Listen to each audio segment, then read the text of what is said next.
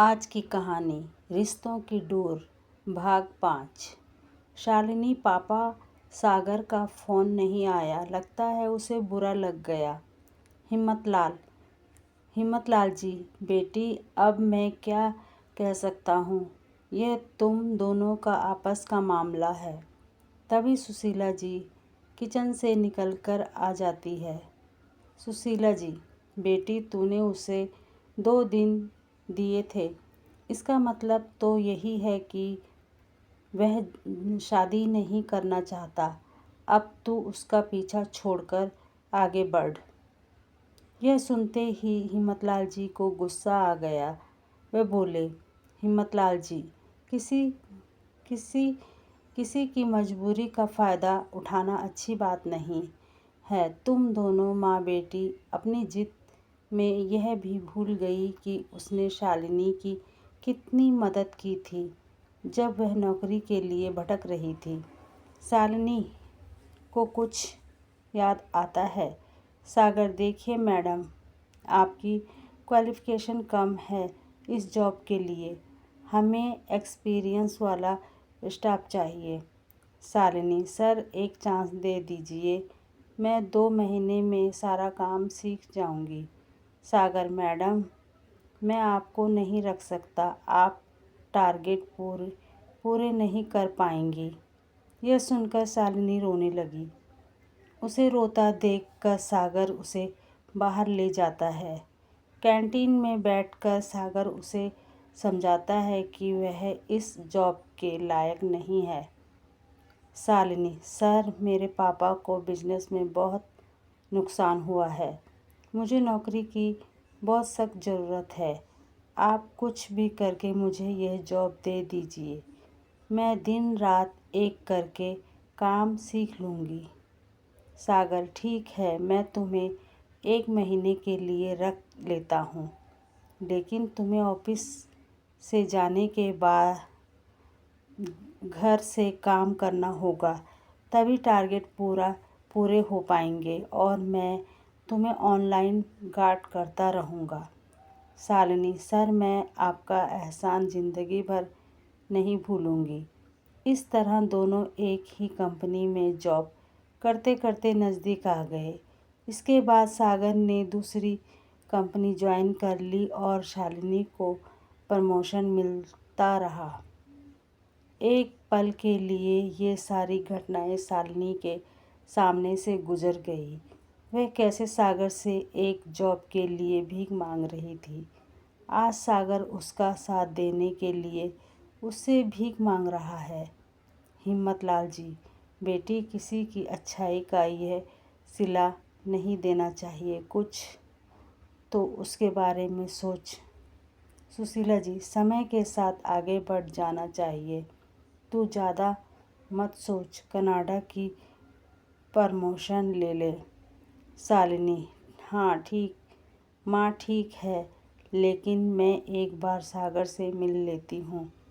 सुशीला जी, उसे तेरी परवाह होती तो वो तुझसे मिलने आ सकता था। वह तो 2 दिन पूरे होने का इंतज़ार कर रहा है ताकि तुझसे पीछा छूटे।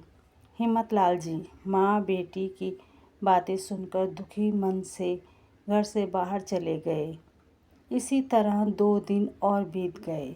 ना तो सागर का कोई फ़ोन आया, ना शालिनी ने फ़ोन किया। शालिनी को सागर पर बहुत गुस्सा आ रहा था। इसी गुस्से में शालिनी ने कनाडा जाने का फ़ैसला किया। ऑफिस से बाहर घर आकर उसने सामान पैक किया। जब वह एयरपोर्ट के लिए निकल रही थी, हिम्मतलाल जी ने उसे समझाया। हिम्मतलाल जी, बेटी तूने जो फ़ैसला ले लिया उसके लिए मैं तुझे कुछ नहीं कहूँगा, लेकिन जाते समय एक बार सागर से मिल ले या फ़ोन पर बात कर ले। शालिनी की आंखों से टप टप आंसू बह रहे थे।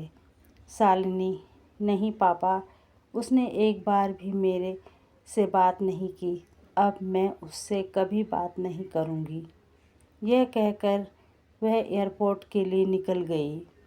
कनाडा पहुंचकर उसने सबसे पहले अपनी अपनी सिम चेंज की जिससे सागर उससे कांटेक्ट न कर सके। कुछ ही दिनों में वह अपने काम में बिजी हो गई। सागर से उसका संपर्क बिल्कुल ख़त्म हो गया था।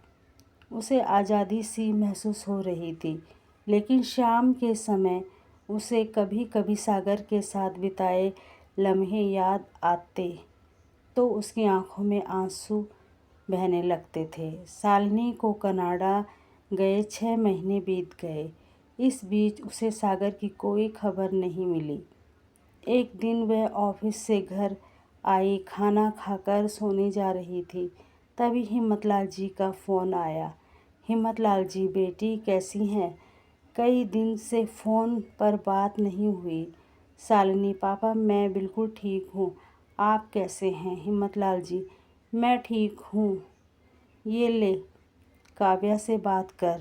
काव्या और शालिनी एक ही ऑफिस में काम करती थी। काव्या शालिनी के घर आई थी अपनी शादी का न्योता देने। काव्या, शालिनी तू तो विदेश जाकर सबको भूल गई। शालिनी, नहीं बहन, तुझे कैसे भूल सकती हूँ, एक तू ही तो है जिससे मैं अपनी हर बात शेयर करती हूँ। सुना तू कैसी है? काव्या, मैडम इंडिया आने के लिए तैयार हो जाओ। 1 महीने बाद मेरी शादी है और मैं कोई बहाना नहीं चाहूँगी। शालिनी, सच मज़ा आ गया, मैं तो वैसे भी आने वाली थी। चल अच्छा हुआ, अब तेरी शादी में ज़रूर आऊँगी। काव्या, हाँ आजा, बहुत मज़े करेंगे। शालिनी वापस आने की तैयारी करने लगी। वह छुट्टी के लिए अप्लाई करती है, उसे छुट्टी मिल जाती है। शालिनी एयरपोर्ट पहुंच कर देखती है तो सामने उसके मम्मी पापा खड़े होते हैं।